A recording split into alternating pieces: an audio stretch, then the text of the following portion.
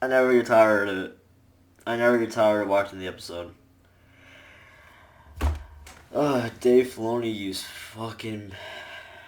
you are a fucking madman. Okay, so you guys don't know what I'm talking about. I'm talking about, of course, the Mandalorian episode 5, season 2, episode 5, or chapter 13, Mandalorian chapter 13, the Jedi, Tale of the Jedi.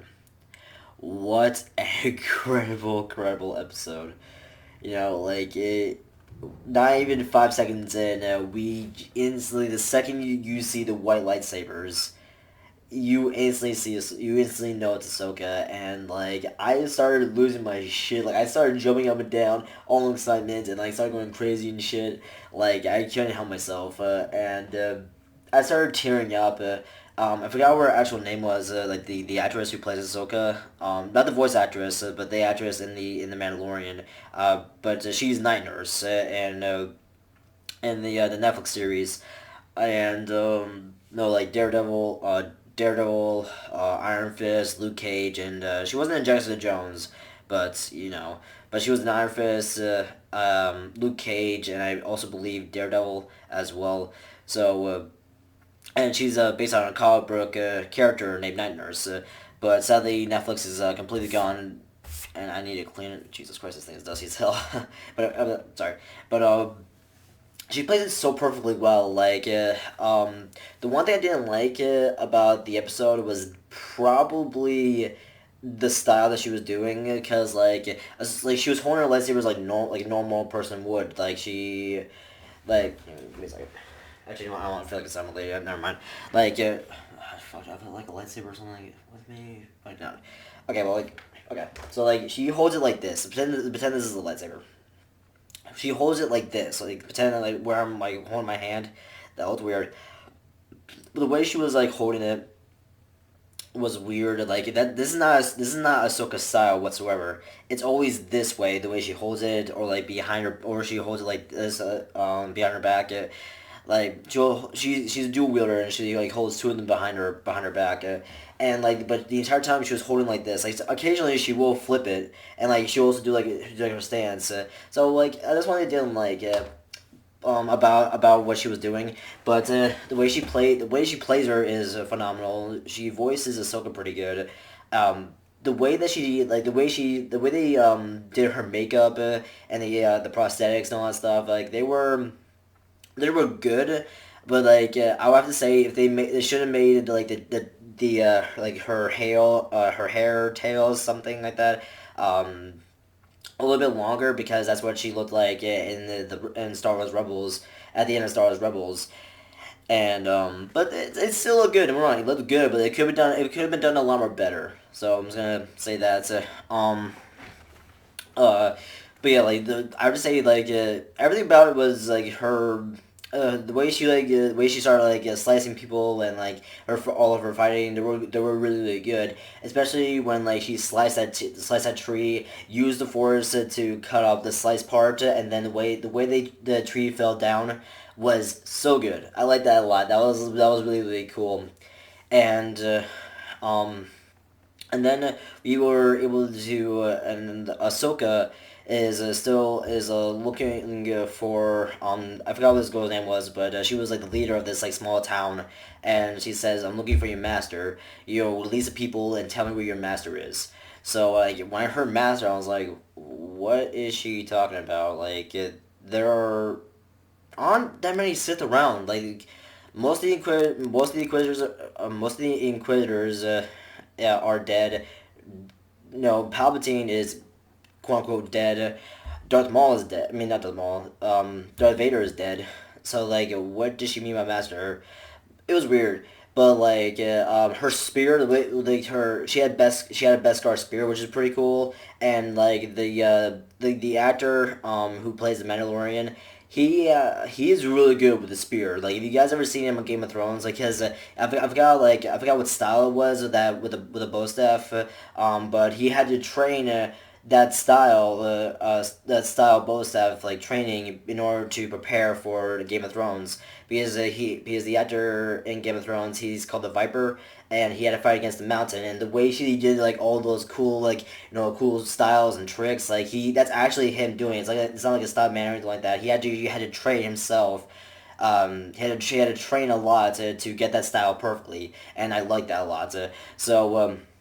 It's cool that the Mandalorian has that, so he can quote unquote train and how to use it, like how to use the Beskar spear and everything like that, because the actor already knows how to do it, but obviously he has to.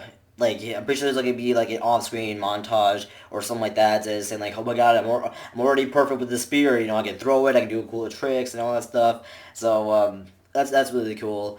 Now the Mandalorian and Ahsoka met was pretty good. And again, this is spoilers to the Clone Wars and Rebels. When the Mandalorian and Baby Yoda were walking in the forest and they stumbled upon this nice little landscape, if you look up on the right left corner, like if you look in the up left corner, you'll able to see an owl, and that owl is so iconic to Ahsoka's character.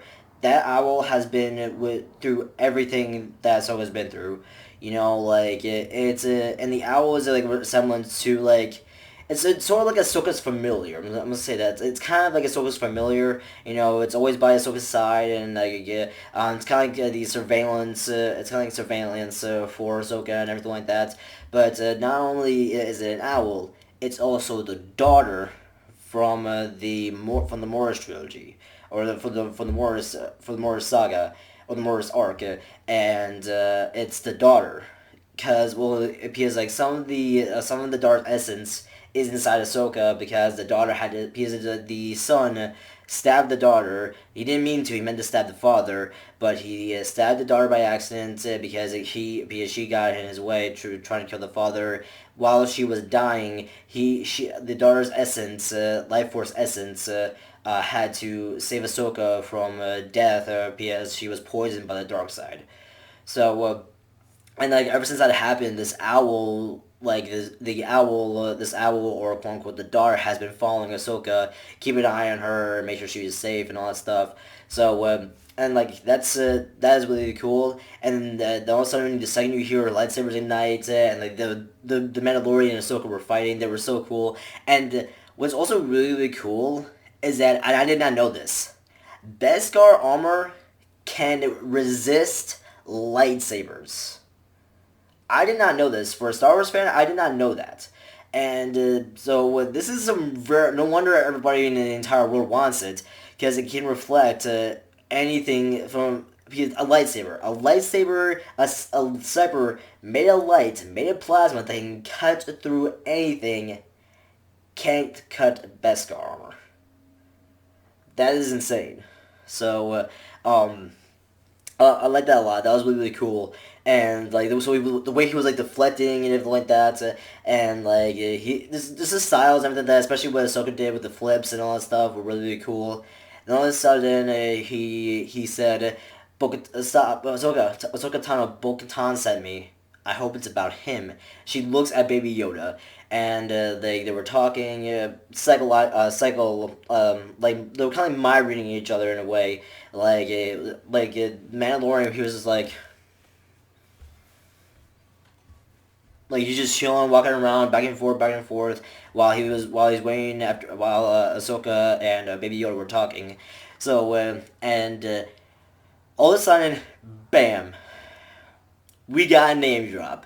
Baby Yoda's name is Grogu. And we even also got a backstory, not a full backstory of him, but we got a backstory of Baby Yoda. Where has he been? He's 50 years old. Where has he been? We don't know who his parents are, but he was raised in the Jedi Temple.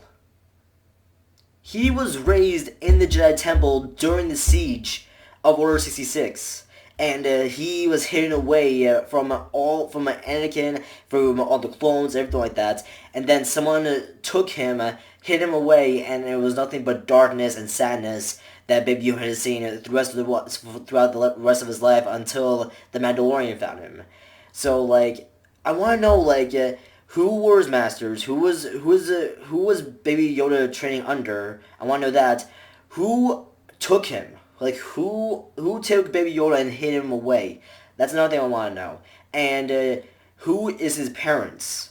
It can't be yours or Yaddle's. Like that's like a massive theory that so many people are saying that it's a Yoda's and Yaddle's kid, but I don't think so. I don't think it's baby. I don't think it's Yoda or Yaddle's because.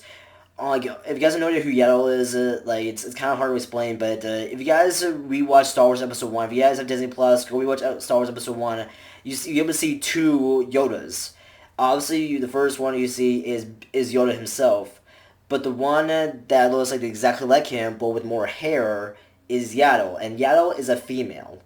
So, after we only see her for like a little a quick glimpse. We only see her for like a little bit, and then but once you see episode 2, you're like, where the hell is Yaddle? Like we don't know where we have no idea where Yaddle went. So like either she went to go train Baby Yoda until he's above age, or like we don't know. Like we have no idea where Yaddle went. So I really hope in somehow some way we are able to see her, maybe in the Mandalorian, just maybe. So, but the main drop in the backstory were completely fucking mind blown. So there's that, and then uh then Ahsoka and Baby Yoda were training. Like they were showing how to use the Force. Ahsoka, but like he says, I can't train him. He's been through too much. He's been through so much fear, so much sadness, so much sorrow, and like he's been through so much anger. And like she doesn't want to do that. Plus, he's going an attachment to the Mandalorian. If he somehow Ahsoka found him, then that would be completely different. But so because the Mandalorian found him, he's already going attached to the Mando, and he's basically a daddy figure to him. So and Ahsoka says like I can't train him. He's already going attachment to you. If I take him, he's gonna be angry. He's gonna feel sad. He's gonna see fear, and he's gonna be afraid to use his powers in front of anyone because he survived the Order 66. I'm pretty sure he sensed all of the hate and destruction, especially from Anakin. So I'm pretty sure that's what's up. That's what happened. And she's also said like I've seen what fear can do to a fully trained Jedi Knight. She's talking about Anakin, aka Darth Vader, and I was like, yeah, there's that. So. But then they start talking and says like, hey, I know you're dealing with something right now to this town. Like I know you're trying to go to like the mayor or the leader of this town, and they sent me to kill you, and my reward is a Beskar spear. But he didn't agree to it whatsoever. I'm just here to find you and see if you can take him and train him. Obviously, it's no. So, but like he made a deal saying, hey, I'll help you out if you help me out. So I will help you defeat I will help you defeat the leader, these raiders or the Imperials. If you take him, if you take Grogu away and train him properly. So she says, okay. So they did it. They fought. Ahsoka was amazing, especially in one certain shot where she ignites her lightsabers and like she's dual wielding. The way she takes them out, puts them together and ignites them, and then you see two of them. That is so freaking cool because that shot, if you guys ever seen Star Wars Rebels, that shot is from the Twilight Apprentice, and like where when she was about to fight Darth Vader, she goes like, it was so cool, such cool shots, especially in live action. Um, and we also saw Lothcat, which was pretty cool. The Mandalorian fought pretty well, and all of a sudden he came across this other character. I forgot what his name was, but he was in Aliens, which is pretty cool. And then all of a sudden Ahsoka and the leader were fighting. They fought pretty well, like in this like nice little garden area. Very beautiful by the way. It looked nice. It was pretty, and it was like very samurai esque, and that was very cool. So, like they were fighting. The leader was fighting pretty well too. Ahsoka lost one of her sabers. Finally, she was going to an actual like her actual Ahsoka style. Finally, I was like, yes, thank you. But like she was like. Like she was like hissing at her. I thought that was pretty funny. So Ahsoka won, and then all of a sudden we got the ultimate reveal name drop. Where is your master? Where is Grand Admiral Thrawn? The second I heard that name, I'll be like,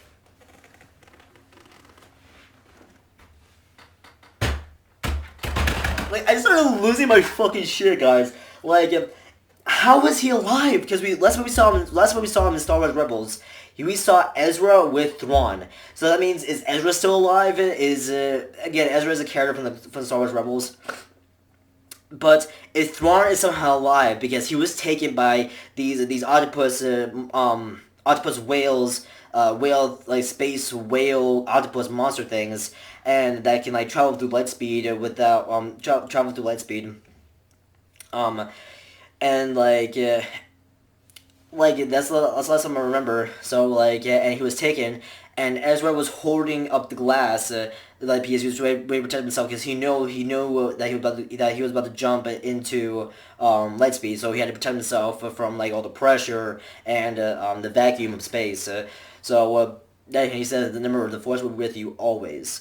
So that means Ahsoka has a mission. She's looking for Thrawn, but not only Thrawn, she's also looking for Ezra because Sabine and Ahsoka were ready to go out into the galaxy and go find Ezra wherever he is. So I really hope to God we are able to see Ahsoka again. If not, I really hope to God that there's gonna be like a spin-off series of Ahsoka, or like a little mini series. If not, I really hope like a Star Wars Rebels sequel or something like that. Like, that would be really cool. So then, after all this stuff happened, Mando got his spear, like I said before, and then he was about to.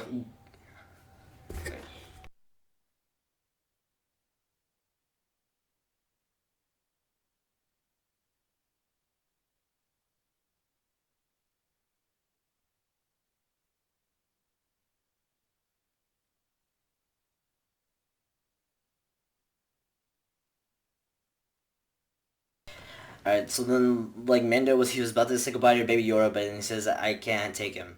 I just can't. So, but what you can do is that you can go to a Jedi temple in the planet, Thrawn or something like that, Python or something like that, and put him on this pedestal, and then a seed stone would activate, and then it will reveal his past, but also his future, and he will choose which side he wants. Does he want to choose the Jedi side, or does he want just a normal life and be with the Mando throughout the rest of Mando's life, and that stuff. So we got another location to go to and everything like that. So, but the problem is though, there's a tracker on him. Like there's a tracker beacon on the Mandalorian. So and the second I thought saying, oh my god, are we gonna get like another episode with Ahsoka, because again the Imperial Army is literally right on his ass. And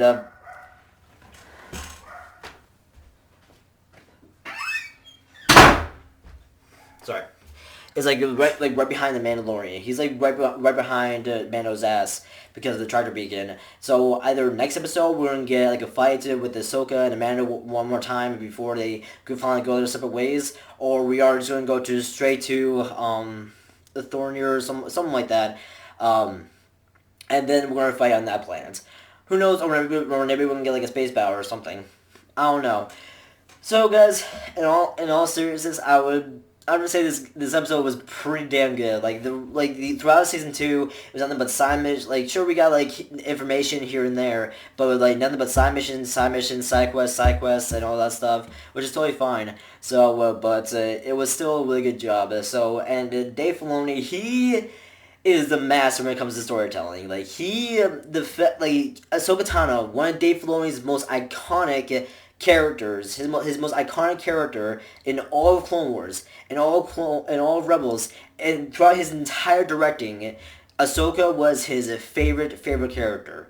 And like when we first meet Ahsoka, like she was just like, oh my god, a random Padawan. Ugh, like no, I didn't mind Ahsoka whatsoever. I thought she was an okay. I thought she did okay during the movie. But once the series came out and as the seasons progressed, we like, holy shit, she was amazing. And we actually get to see her survive Order 66 because when you see her again, obviously I know I know we get to see her more, learn more about her in the books, in her book, but I didn't read yet. So but like we saw her again in Rebels, and like once I saw her again in Rebels, I'm like, how are you alive? Like last time we saw you, you were at the Jedi Temple, you were leaving the Jedi Temple.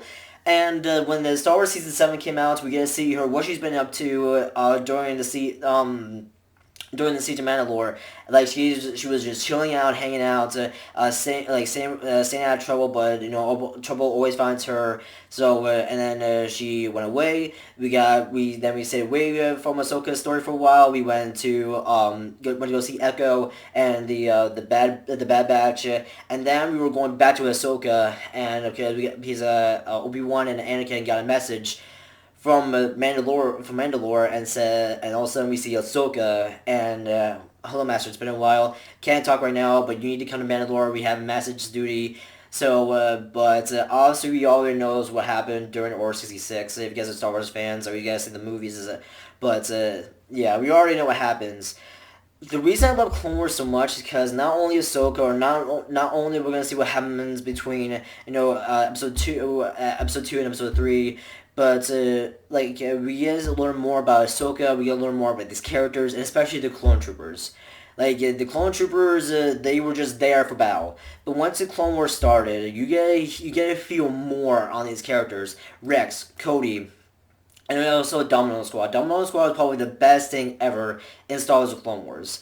Like, don't get me wrong, the stories and the arcs for throughout all the Clone Wars were amazing and great. Don't get me wrong, but I just love Domino Squad in general because their bond, they're brothers, and their meaning were so good, and the Domino Squad has been through so much. All clones do, but Domino Squad, they've been through so much together, and they fought well and brave and as much as they possibly could. But sadly, they all died, and except for Echo. Echo was still alive, but. Especially for Fives, he figured, again, this is spoilers again, I'll put it in the title and also in the description saying more spoilers to Rebels and Clone Wars, if you guys are thinking about watching them.